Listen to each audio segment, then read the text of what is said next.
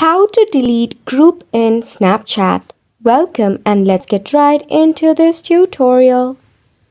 In order to delete a group in Snapchat, launch a Snapchat application in your mobile device. Select on the chat icon at the bottom. In here, tap open the group that you want to remove. Select on the group chat name. Before deleting a group chat, you need to actually remove the members that are in it, which means press and hold onto a user and tap on Remove from Group. Tap on Remove again for confirmation. Repeat the steps until all of the members are removed from the group, after which you can head back from here. Then press and hold onto the group.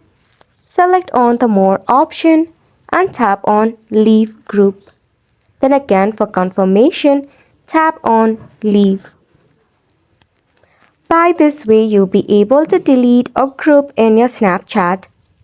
If you face any of the difficulty regarding it, press and hold on to your Snapchat app. Head over to App Info, tap on Force Stop, head to Storage and Cache and clear it up. And it's a wrap for the video as well. Thank you so much for tuning in.